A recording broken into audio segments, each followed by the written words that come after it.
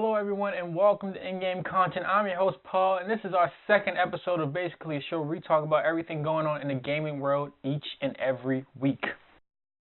And starting off today's news, we're going to talk about a trailer you may have saw, you may have not saw, but the trailer was basically shown a year ago of Cyberpunk 2077. This game had very little news about it going out, very few things said about it, but we did know it was being made by the people who made the Witcher series, which had a lot of people excited. And if you ever played a Witcher game, you would know why they're excited.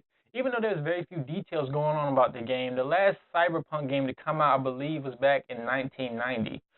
But the director, or I should say the CEO of the company, Marcin Uwinski, announced that this game will be a role-playing game, not a multiplayer game, which a lot of people thought it was going to be due to the rumors.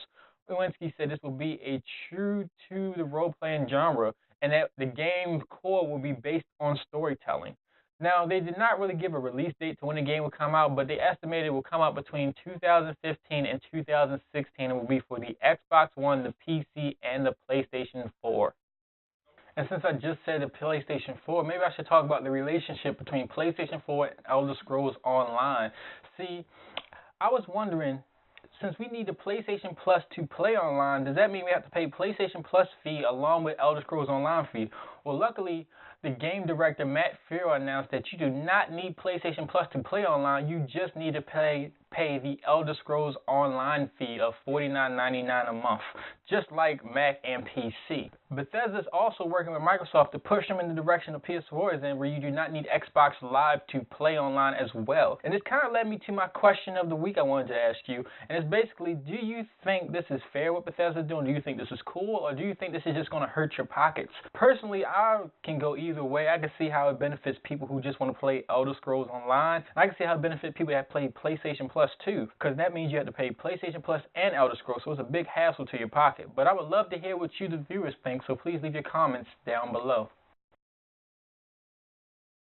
And since we're talking about PlayStation, let's talk about the PlayStation Store, as they got a couple new things coming out next month. For my PlayStation 4 owners, you may be happy to know that one of the best horror games, at least to my knowledge, that's coming out is Outlast, and will be coming to PlayStation 4 owners next month. And it might not be free right now, but you have to imagine that this game will be free in the future. So if you have a PlayStation 4 and a PlayStation Plus subscription, look out for that. Now for my PS3 owners, you may be happy to know there will be 3 free games coming out, all which I think are good. The first one being Metro Last Light, next one being Payday 2, and the last one being Remember Me. And for my PlayStation Vita owners, don't worry, there's 2 free games coming out for you too, being Street Fighter Cross Tekken and Mod Nation Racers. Now there's no set date on when these games are coming out, except for that they're coming out next month. And there was nothing saying what games they will replace, but best believe you will get your money's worth for your PlayStation Plus subscription. And our last bit of news today, we're going to talk about Xbox One, since there's an article leaked on NeoGAF of upcoming game titles for the Xbox One along with upcoming consoles. For the console side, there was announcements there will be a discless Xbox One, a one that will not have Blu-ray features, but it will still have Bluetooth.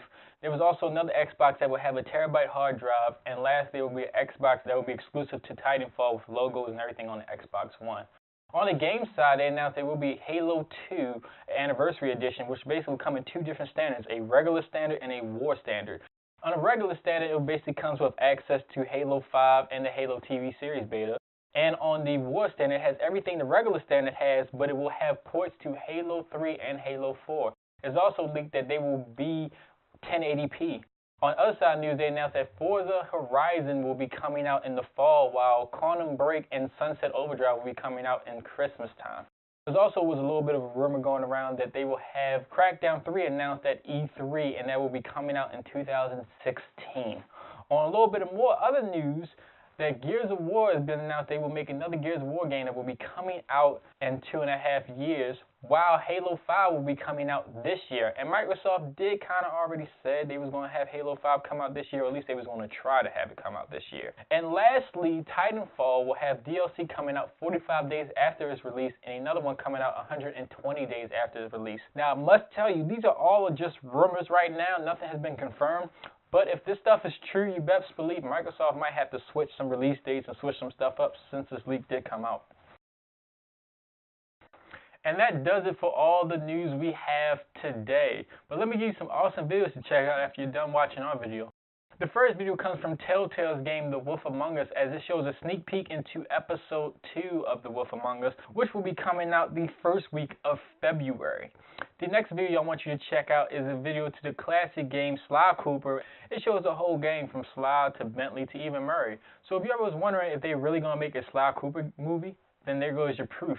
And lastly is the 8 minutes of epicness in Elder Scrolls Online. The trailer looks so good. It was so hype, you have to see it. I know I already talked about it, but you have to see that trailer. It's just worth the watch. I really wish the gameplay looked like the trailer, because if it did, man, I'll be an Elder Scrolls fan for life.